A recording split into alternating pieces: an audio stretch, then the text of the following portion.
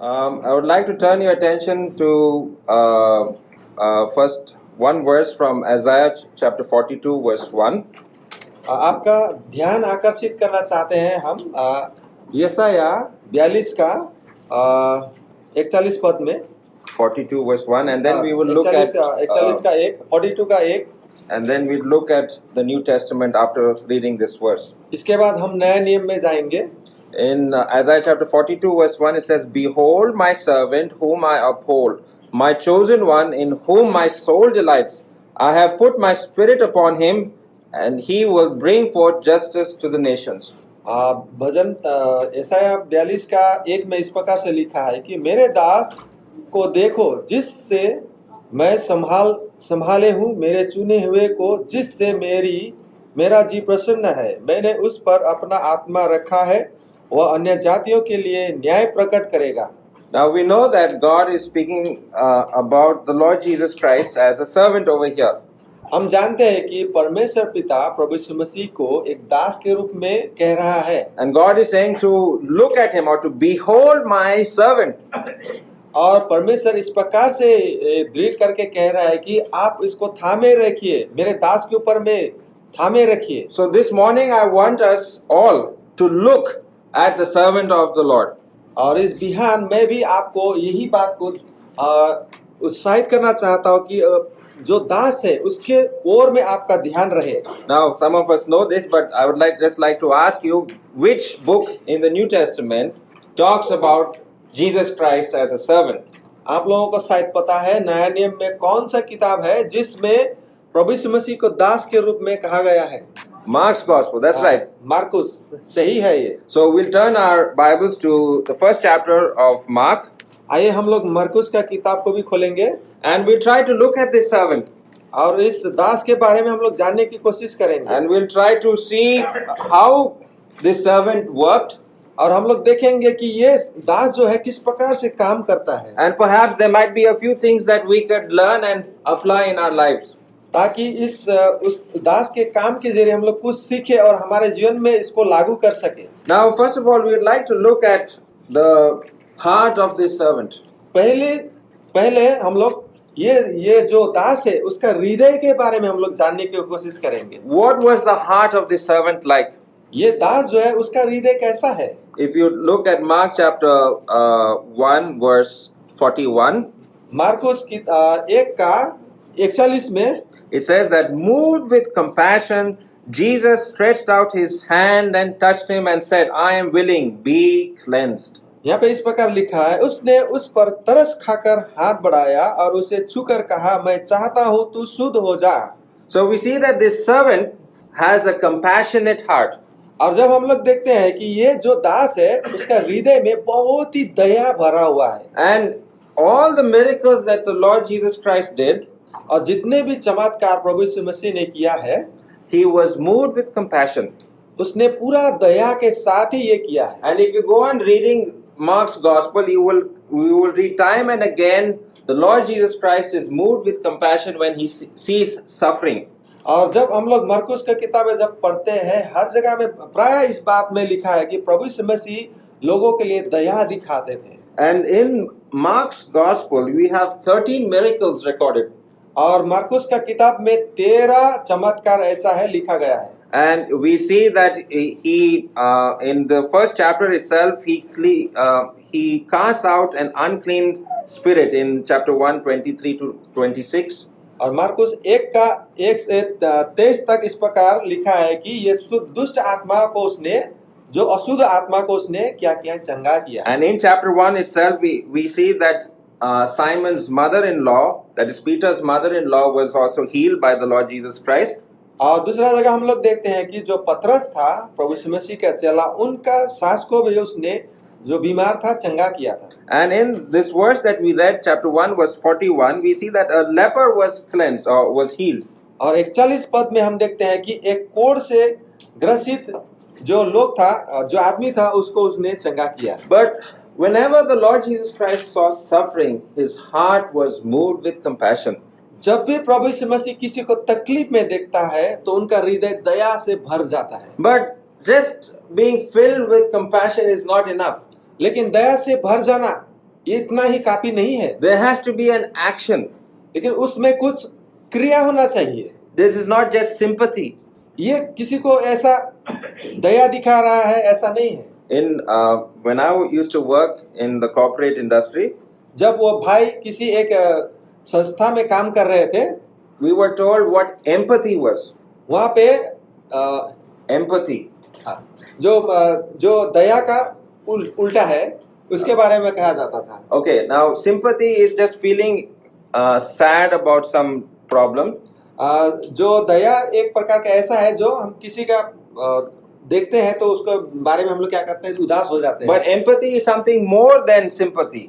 लेकिन जो एम्पैथी जो बोल रहा है ये उससे दया से भी ज्यादा है। It's doing something about that problem. उसके लिए कुछ कर जाना, ये है empathy. And in that verse, in Mark chapter 1, verse 41, we read, when the Lord was moved with compassion, Jesus stretched out his hand and touched him.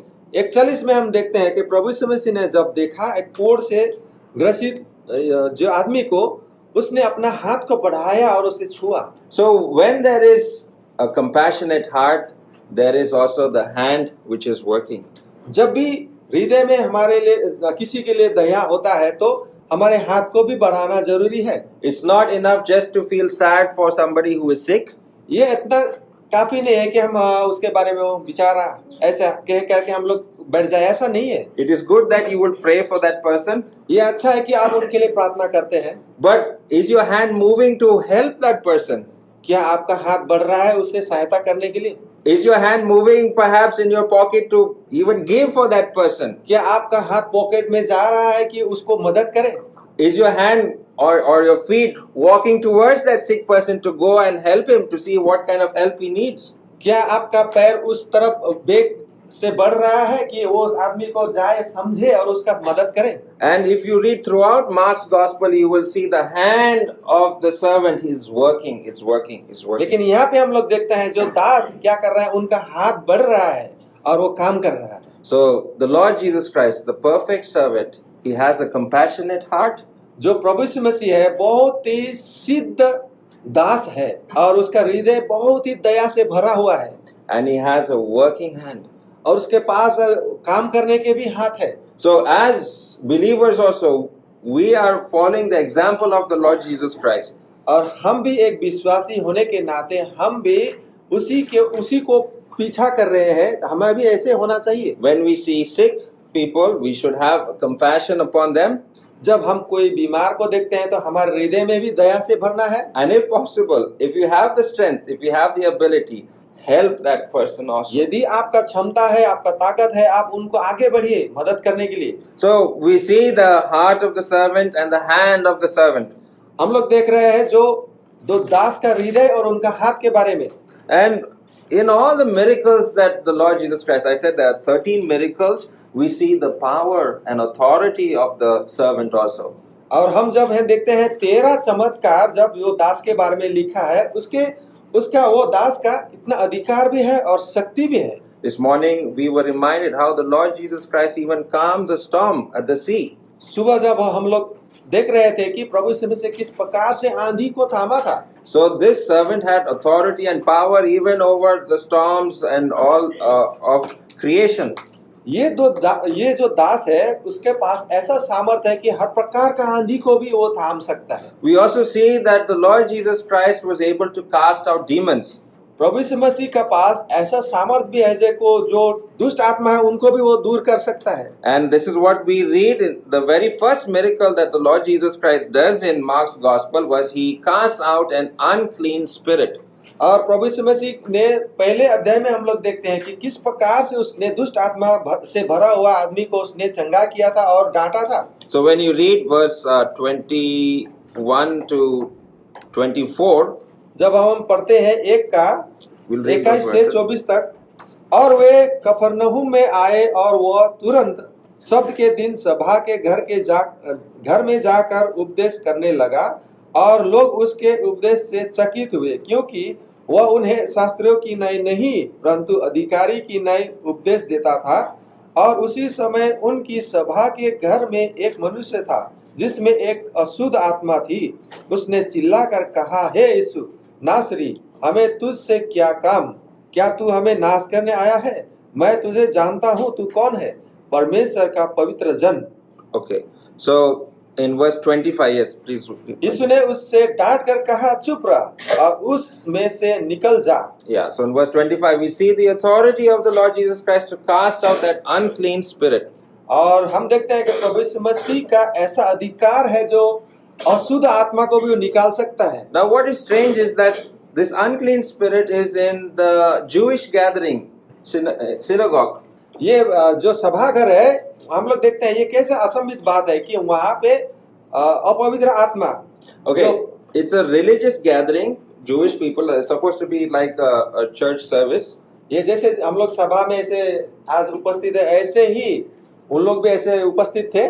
In a religious gathering, the demon also is sitting over there. ऐसे सभा में, जो धार्मिक सभाओं में, वहां पे क्या है, दुष्ट आत्मा है। And this unclean spirit was perhaps even doing some, I could say, as he could be telling bad words. और ऐसे सभाओं में भी वो जो दुष्ट आत्मा है वो गलत शब्द को इस्तेमाल कर रहा है। There were even bad gestures that are not appropriate among a gathering. और ऐसे सभाओं में जो चीज को बोलना नहीं है, ऐसा शब्द को भी वो बोल रहा है। So that is what it means when that demon was unclean. इसीलिए ये दुष्ट आत्मा को अशुद्ध कहा गया है। Now, during our Zoom meetings, we had a special gospel meeting one day. और ये जूम के मीटिंग से माध्यम के जरिए जब एक दिन जो सुसमाचार का सभा हो रहा था, And as we were, the brother was preaching, he was from Bangalore, he was preaching the gospel. और जो भाई बेंगलोर के थे, उन्होंने ये प्रभु का वचन सुसमाचार को प्रचार कर रहे थे। And around 60-70 people had joined that particular meeting, that gospel meeting that day.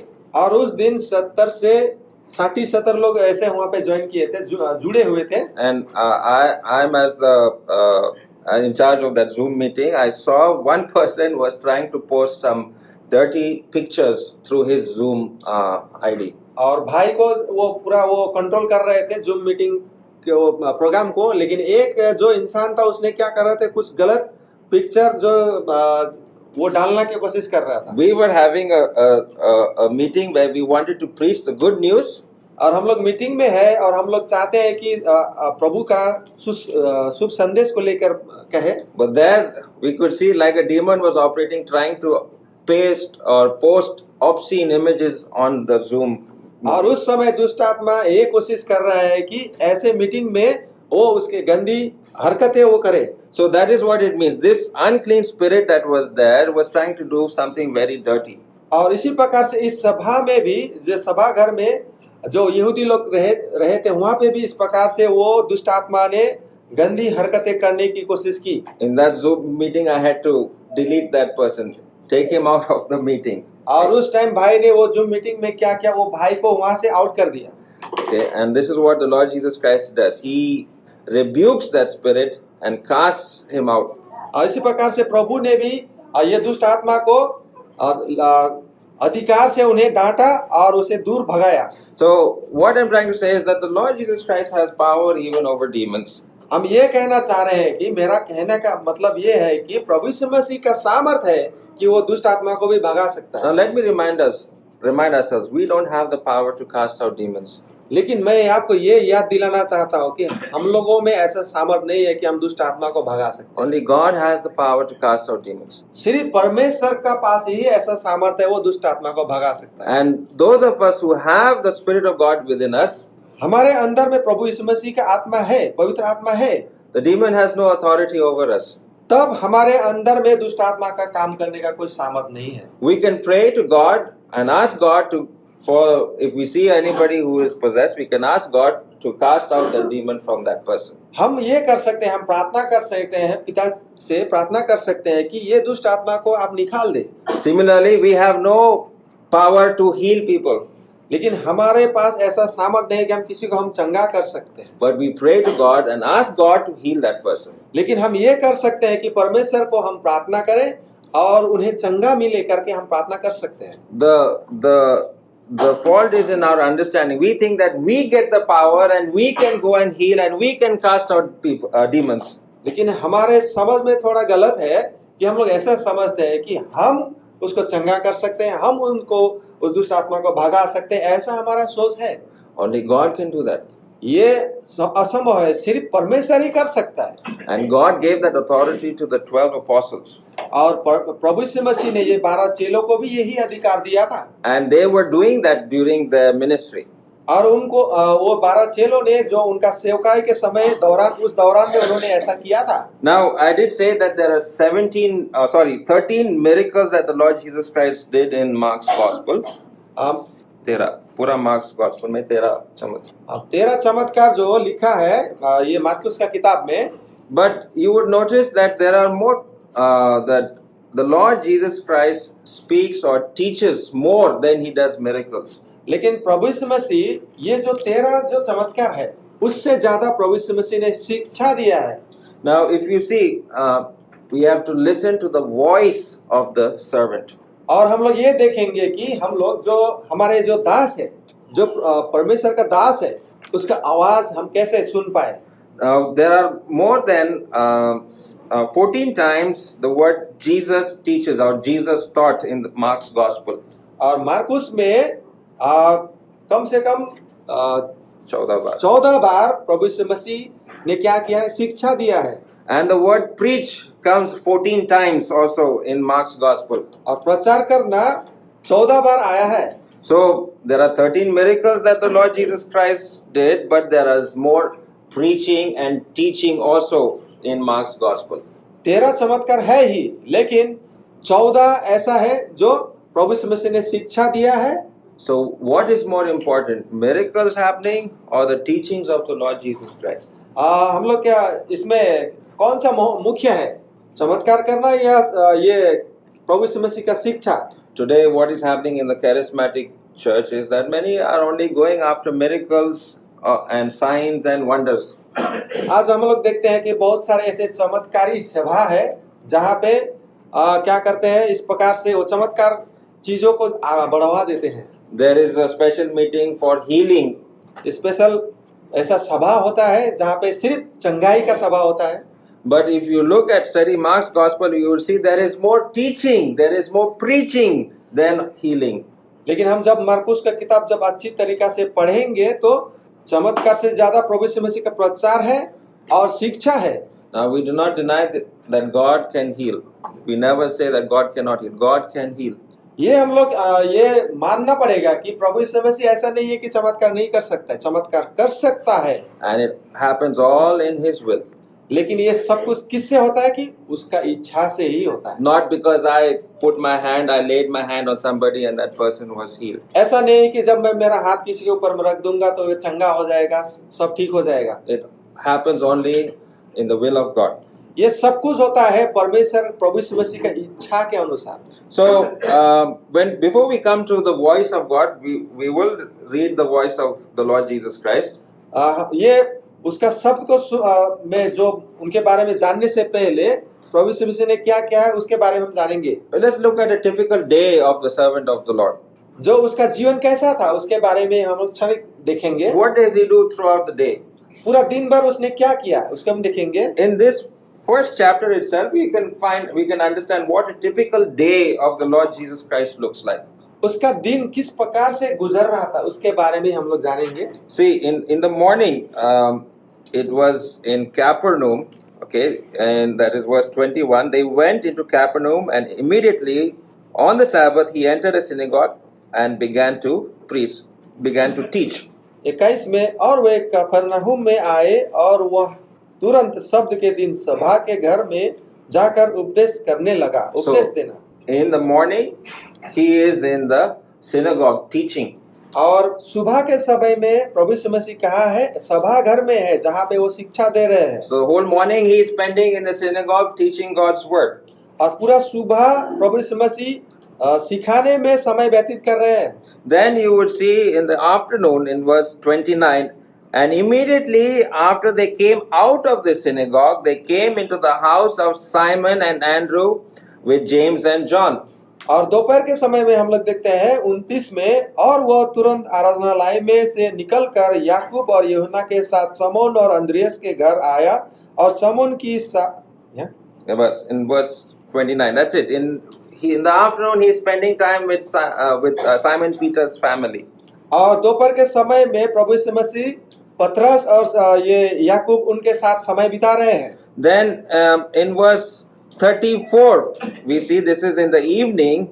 Verse 33, the whole city had gathered at the door, and verse 34, and he healed many who were ill with various diseases and cast out many demons, and he was not permitting the demons to speak because they knew who he was. 33 और 34 में प्रभु यीशु मसीह संध्या काल के समय में और सारा नगर द्वार पर इकट्ठा हुआ, और उसने बहुतों को जो नाना प्रकार की बीमारियों से दुखी थे चंगा किया, और बहुत से दुष्ट आत्माओं को निकाला और दुष्ट आत्माओं को बोलने ना दिया, क्योंकि वे उसे पहचानती थी। Morning he has a service in the synagogue. सुबह के समय में वो सभागार में वो सिखा रहे थे। Afternoon he is doing house visiting, healing people.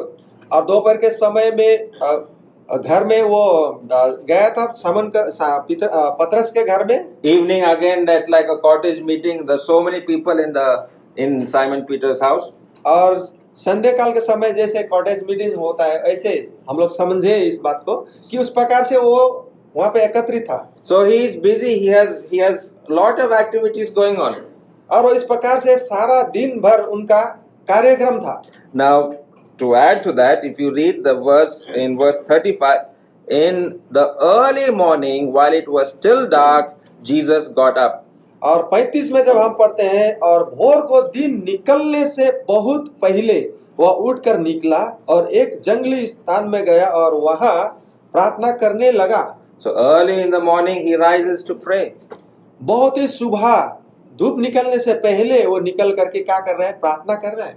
And then in verse 38 he says that he let us go somewhere else to the nearby towns so that I may preach there also, for that is what I came for.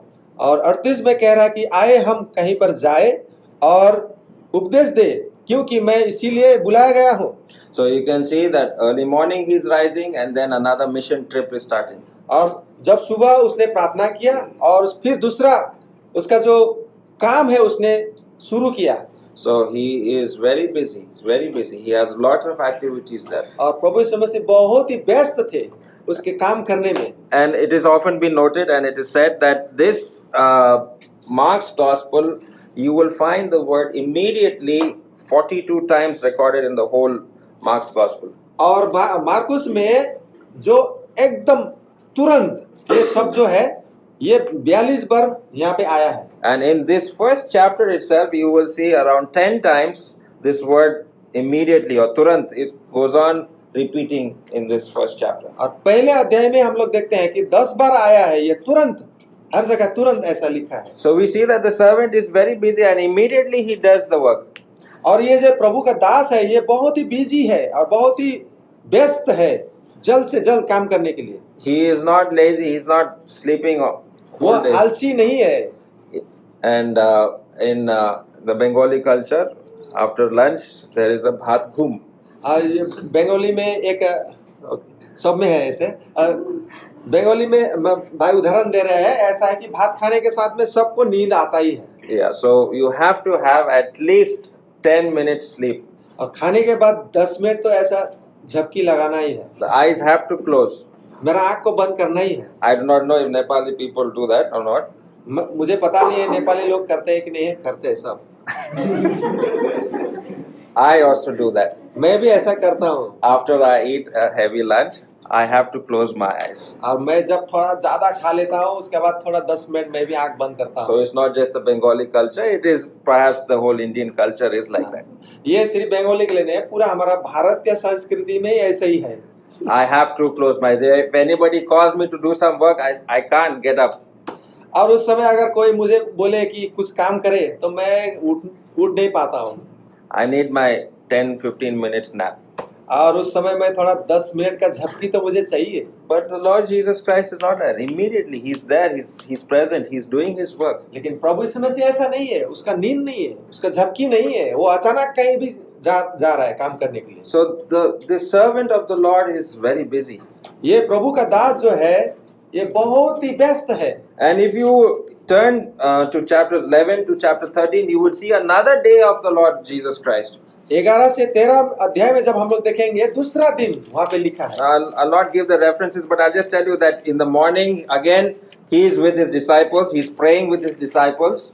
मैं वो नहीं दिखा रहा हूँ, लेकिन वहां पे ऐसा लिखा है कि वो सुबह में प्रार्थना किया, फिर चेलों के साथ वो समय बिताया। Then in chapter 11 verse 27, you will find him in the temple in Jerusalem. और 11 का 27 में ऐसा लिखा है कि फिर वो यरूशलेम में सभाघर में है।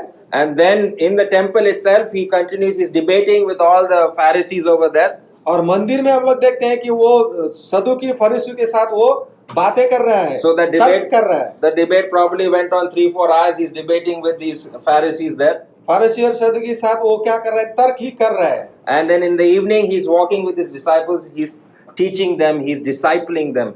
और संध्या के समय अपने चेलों के साथ वो शिक्षा दे रहा है और उन्हें किस प्रकार से सिखाया जाए और उस रास्ता में लेके आए। So you will see a typical day of the Lord Jesus Christ is very busy. He's serving his master. और ये उनका ये समय में उसने कैसा वो अपना समय को व्यस्त इस्तेमाल कर रहा है सिखाने में। So how am I spending my day? तो यहाँ पे एक प्रश्न है कि मैं और आप किस प्रकार हम लोग समय व्यतीत कर रहे हैं। In what things am I wasting my time? क्या चीजों में हम लोग अपना समय को व्यर्थ बिता रहे हैं। I have to confess, last week I was wasting 10 minutes a day on Twitter. मैं ये मानता हूँ, मैं ये मान लेता हूँ कि ये मैं ट्विटर में 10 मिनट में बिताया था last. Every day 10 minutes I'm just scrolling on Twitter, and half of it is of course news and what all is happening in our country. और ट्विटर में मैं भी थोड़ा घुस जाता हूँ और थोड़ा समय बिताता हूँ, क्या हो रहा है इधर उधर समाचार देखता हूँ। But I noticed that the more I spend time with the social network, my head becomes dizzy. और मैंने ये चीज को गौर किया कि जब भी मैं इस प्रकार से मोबाइल में इस प्रकार इंटरनेट में जब घुस जाता हूँ तो मेरा सर में थोड़ा दर्द होने लगता है। So how much of time am I spending on things that are not really valuable? तो जो भी हम समय वो व्यतीत कर रहे हैं वो व्यर्थ है, उसका कोई दाम नहीं है। Or am I going to such places where I'm just wasting time? और कहीं पे हम लोग जा रहे हैं किसी जगह में, वहाँ पे ऐसे बैठे हैं, खाली ऐसे जीवन को बिता रहे हैं। How much of time am I spending with the Word of God? कितना समय है जो हम वचन में अपना जीवन को बिता रहे हैं। The Lord Jesus Christ, though he was busy, yet he rose up early and spent time in prayer. प्रभु यीशु मसीह व्यस्त थे, लेकिन वो अपना प्रार्थना करने में और सिखाने में अपना समय को व्यतीत करते थे। How much of time am I spending in prayer? आज हम लोग देखें अपने आप को कि आज हम प्रार्थना में कितना समय जीवन को बिताते हैं। So let us look to the voice of this servant this morning. ये जो दास है उसका आवाज को हम लोग पहचानने की कोशिश करेंगे। And he definitely has the sweetest voice in the world. और ये हम लोग जानते हैं, ये पक्का है कि उनका आवाज बहुत ही मीठा है। Have we been listening to him? क्या आप और हम लोग इस प्रकार से सुन रहे हैं? And let us turn to Mark chapter 1. आइए हम एक अध्याय में आए हैं मार्कुस का, And let's read first 14 and 15.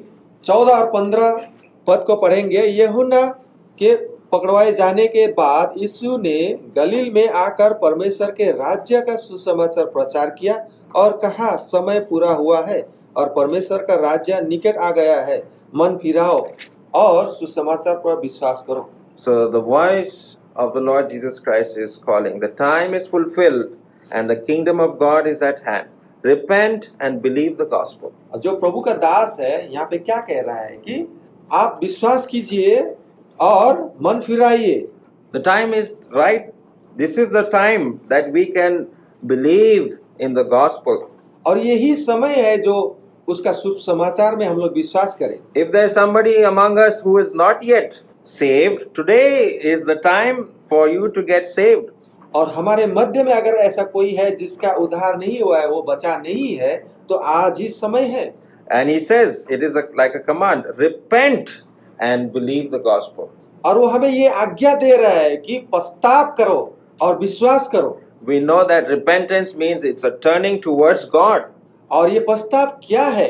ये परमेश्वर की ओर मुड़ के आना। There are many people who quit smoking, quit drinking. बहुत से ऐसे लोग हैं जो शराब पीना छोड़ते हैं, सिगरेट पीना छोड़ते हैं, They do it because they feel it is the good thing, a right thing to do. They do it. और ये लोग समझते हैं कि ये छोड़ना, नहीं पीना, धुआं नहीं उड़ाना ये अच्छा है। But repentance, according to the Bible, is leaving that and turning towards God. लेकिन बाइबल के आधार में ऐसा है कि सिर्फ इसको छोड़ना नहीं है, लेकिन वहां से घूम करके परमेश्वर की ओर आना है। So that's what the Lord Jesus Christ says. Repent and believe the good news that I am preaching. इसीलिए प्रभु यीशु मसीह ने कहा, मैं विश्वास कीजिए और पश्चाताप कीजिए और मन फिराइए। When we were studying the book of John, जब हम यूहन्ना का किताब को पढ़ रहे थे, we know that John the Baptist was the voice crying in the wilderness. हम लोग जानते हैं कि जो यूहन्ना, जो बपतिस्मा देने वाला यूहन्ना था, वो जंगल में आवाज दे रहे थे। But the Lord Jesus Christ is the Word of God. लेकिन प्रभु यीशु मसीह शब्द है, वही वचन है। So if I am a voice for God, यदि मैं वो आवाज हूँ प्रभु के लिए, the voice has to talk about the Word of God. तो वो आवाज, क्या आवाज निकलना चाहिए? प्रभु का वचन का आवाज। There are many voices that are crying, but the Word of God is not in them. बहुत सारे ऐसा आवाज है, उसमें प्रभु का आवाज नहीं है, प्रभु का वचन का आवाज नहीं है। If you and I want to be a voice for God, the Word of God has to be in you. यदि हम प्रभु का आवाज होना चाहते हैं, तो हमारे अंदर से वो वचन निकले, And that is the Lord Jesus Christ Himself has to be in you. और इस प्रकार से प्रभु यीशु मसीह हमारे अंदर ये काम करना चाहते हैं। I need to be preaching about the Lord Jesus Christ. मुझे ये जरूरी है कि मैं प्रभु यीशु मसीह के बारे में कहूँ, प्रचार करूँ। The second thing that the Lord Jesus Christ is saying here in Mark chapter 1 is in verse 17. और दूसरी बात हम लोग देखते हैं 17 पद में, And Jesus said to them, "Follow me, and I will make you become fishers of men." यहाँ पे कह रहा है कि प्रभु यीशु मसीह, मेरे पीछे आओ, मैं तुझे मछुआ बनाऊंगा, इंसानों को पकड़ने वाला। My dear brothers and sisters, मेरे प्रिय भाई और बहनों, today the Lord Jesus Christ is still calling people. आज भी प्रभु यीशु मसीह लोगों को बुला रहे हैं। Yes, you're saved, ये अच्छा है कि आप बच गए, but to serve the Master is also important. लेकिन जो हमारा जो प्रभु है, उसका काम करना हमारा ये जरूरी है। The Lord Jesus Christ called the 12 disciples to serve Him. और प्रभु यीशु मसीह ने 12 चेलों को इसीलिए बुलाया है कि वो उनका काम करें। And here we read that Simon was the first one that he was casting out nets. The Lord Jesus Christ called Simon and his brother Andrew, and then James, and then John. हम लोग देखते हैं कि पहले पतरस को बुलाया, अंद्रयास को बुलाया, यूहन्ना को बुलाया, याकूब को बुलाया। Today, perhaps in this room, the Lord Jesus Christ might be calling somebody to come and serve Him. हो सकता है आज प्रभु यीशु मसीह आपके अंदर में बातें कर रहा है और आपको बुला रहा है उसका काम करने के लिए। I was around 19 years old when I really felt the Lord Jesus Christ calling me to serve Him. मैं 19 साल का था जब प्रभु यीशु मसीह ने मुझे इस काम के लिए बुलाया था।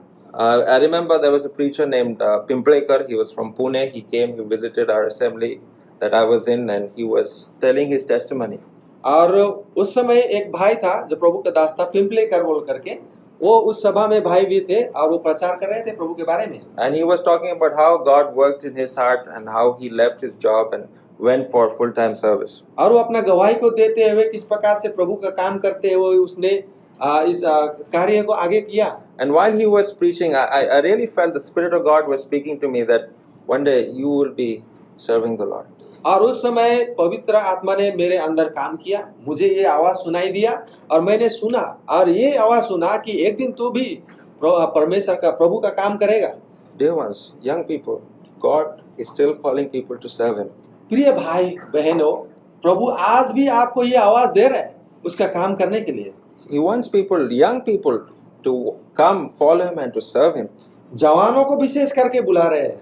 I'm not talking only to the young men, young girls also, young women also here.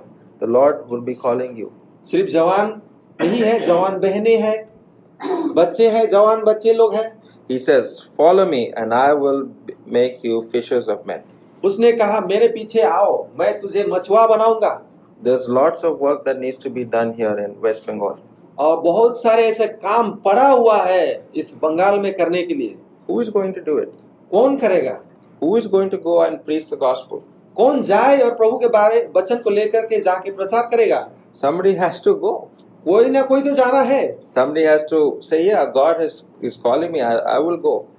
किसी को ये कहना है, हाँ सचमुच मुझे बुलाया है, मुझको जाना है। The voice of the servant is still calling.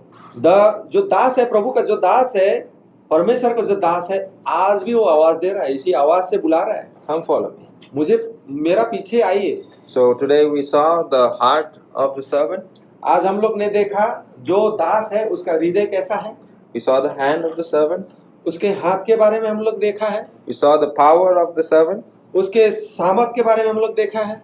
And now we saw the voice of the servant. और हमने उनकी आवाज को भी जान लिया है। He's calling people to repentance. वो इस प्रकार से कह रहा है कि आप पश्चाताप करें। He's calling people to believe in the gospel. इसलिए बुला रहा है कि प्रभु यीशु मसीह के जो सुसमाचार उसमें विश्वास करें। And he's calling people to come follow him. और इसीलिए बुला रहा है कि उनके पीछे हम चलें। I pray and hope that you are listening to the voice of God. मैं प्रार्थना करूंगा, मैं ये विश्वास रखता हूँ कि आप ये आवाज को सुन रहे हैं। And I will close over here. मैं यहीं पे समाप्त करना चाहता हूँ। Thank you very much for listening. बहुत बहुत धन्यवाद।